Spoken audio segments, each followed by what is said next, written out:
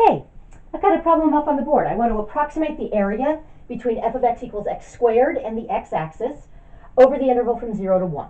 Okay, and I've specified I want us to use a regular partition. We're going to use exactly 4 rectangles, and we're going to choose to use left endpoints as our sample points. So that means our representative x values will always just be the left endpoint of each subinterval. Okay. Generally, if I'm asking you to approximate things, I'm likely to give you this information because that way everybody should get the same approximation.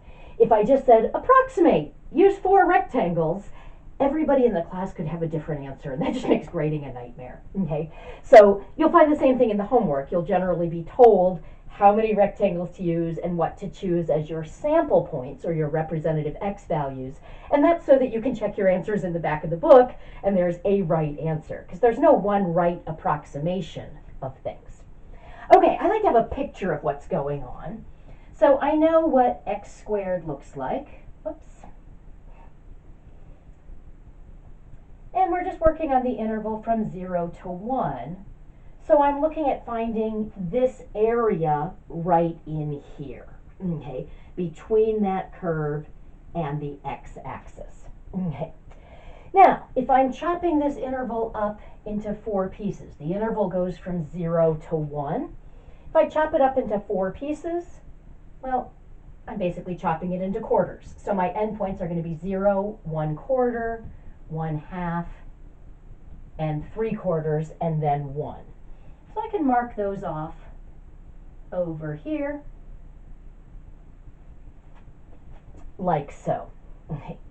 Now, I'm also going to create a table of values here, where I'm going to list my left endpoint and f of my left endpoint. Want to be careful, because I've got 5 values here, but I've only chopped this up into 4 pieces. So my endpoints are just these first 4. 1, you'll notice, is not the left endpoint of anything. It's the very rightmost endpoint.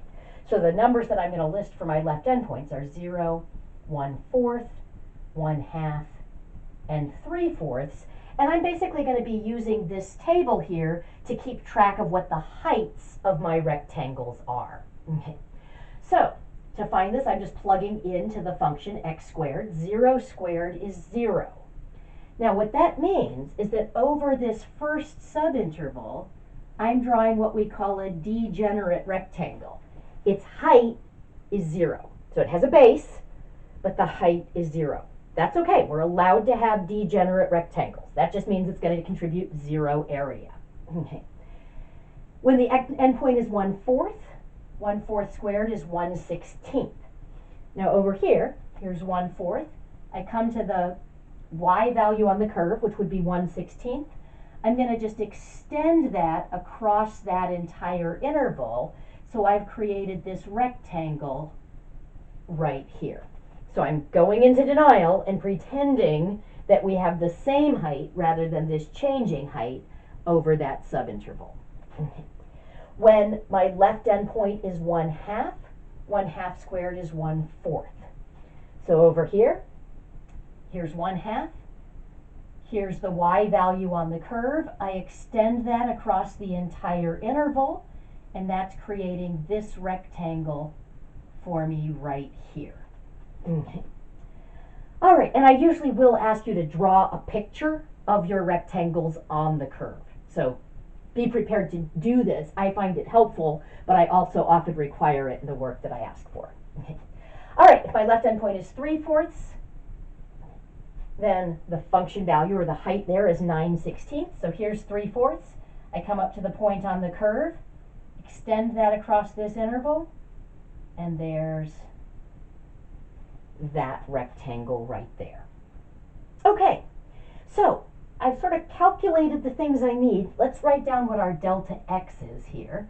Delta x is just going to be 1/4. Now I can pretty much see that that's the length of each subinterval, but notice that's 1 minus 0 divided by 4. It's the length of my interval, which is right minus left, divided by the number of pieces. Okay. So now I'm ready to add all of these things up, Now, since there are just 4 pieces, I see absolutely no need to use summation notation. I'm just going to write the 4 pieces. So each rectangle is height times base. I'm going to just sort of draw the pictures of each one. There's my first degenerate rectangle. Then I've got one that's a little taller. Then I've got this one. And then I've got this one here. Okay. Now, this, the height was 0 times the base was 1/4. Plus, for this one, the height was 1/16, the base was 1/4. Plus, for the third one, the height was 1/4, and the base was also 1/4. And for the last one, the height was 9/16, and the base was 1/4. Now, one thing that's nice about using a regular partition is that the same base shows up in each of these areas. So what I can do is I can factor that out and say it's just the common base of 1/4 times the sum of my heights. 0 plus a 16th plus a 4th plus 9/16. Now, if you're comfortable going right to that rather than writing it out first, that's fine. If you prefer to think height times base, height times base, height times base, totally fine too. Okay, so let's see if I want to add these up. We've got 1/4. I'm just going to rewrite that as 4/16. So it looks like we're getting 9/16, 10/16, 14/16. And I'm going to be able to do some canceling, just a factor of 2 it looks like. So this is going to give me 7/32. So I would estimate that the area between x squared and the x-axis over this interval is approximately 7/32. Now, is that a good approximation? No, it's pretty bad, okay? Because I can see all of this area that I missed, okay? So I can see the error in this, okay? That's okay. I'm often going to be asking you to do a bad job of approximating things because I want you to understand the concept behind it. In order to do a good job, I'd want to chop this up into much smaller pieces, but that would mean I'd have a whole lot more of them. Now, if I'm doing it by hand, I don't want to have to add up the area of 100 rectangles. But if I understand the concept of how to add up 4, I understand the concept of adding up 100. If I really wanted to add up 100, I could use technology to help me out with that. Okay. So really, we're just practicing so that we understand conceptually what's going on. Remember, what we're building to is we're going to ultimately take the limit of this thing. Okay. Now, this particular approximation, I chose to use left endpoints. So I can call this approximation L4. Okay. L says I was using left endpoints. 4 says I was using 4 rectangles. So we would call this the left endpoint approximation with 4 rectangles.